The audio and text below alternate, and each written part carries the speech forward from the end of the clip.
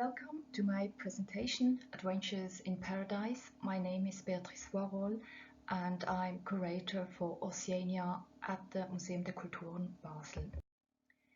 In 1932, the two young men, Lucas Staehelin and Theo Meier, both from Basel, decided to go on a trip to the South Seas. They seem to have very different backgrounds. Theo was an artist who later became famous for his Bali paintings. Lucas was the offspring of an important Basel family. Both were short in money, and in Lucas' case it was because his family didn't support the ideas of the young man. Without further ado, Theo funded a club to support his travels. He pre-sold yet unpainted pictures that his funders would receive later. Obviously an idea that was working not too bad. As many, Theo was fascinated by the image of the South Seas. Paul Gauguin was a huge inspiration for him. When arriving in French Polynesia, Theo came down to earth with a bang when seeing the local situation. However, he very much stayed within the picture of the South Seas as a paradise, or French Polynesia as a paradise.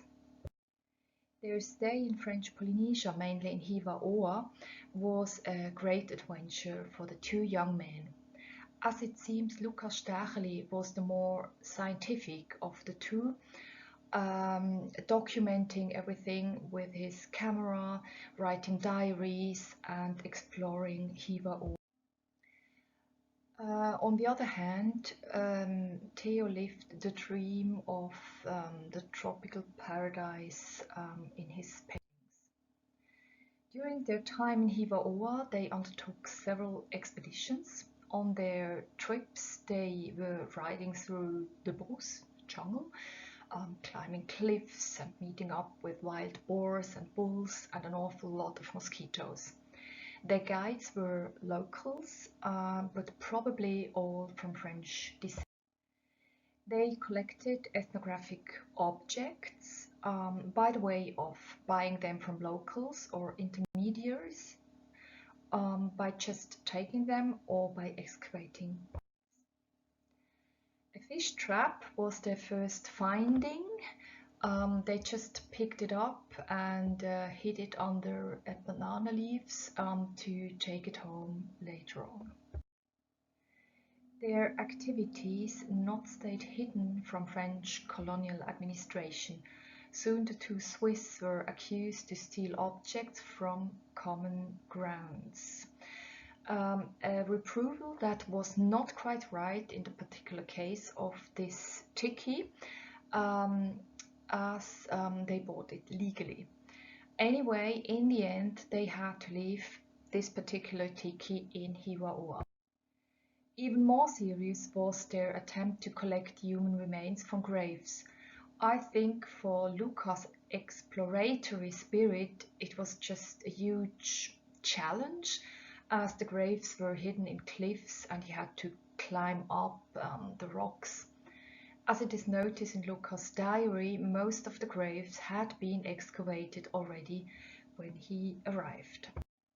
Their problems with French administration was constantly smoldering. In the end, when they departed, their crates were confiscated due to grave robbery. Both continued their travels individually. The Museum der Kulturen Basel took care of the matter with the crates.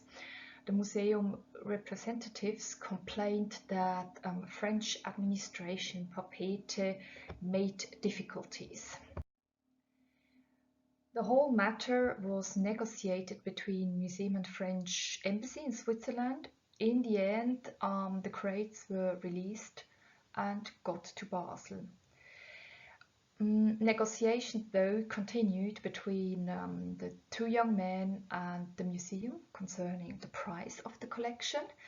In the end, 125 objects passed into the ownership of the museum. Much later, Lucas' widow sold his photographs to the museum and passed parts of his diaries to the museum.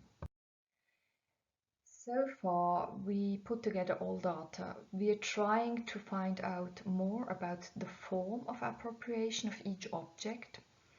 The striking point is that Marquesans haven't been consulted so far, not in the 1930s, not later on, and we think this is a point that has to be changed.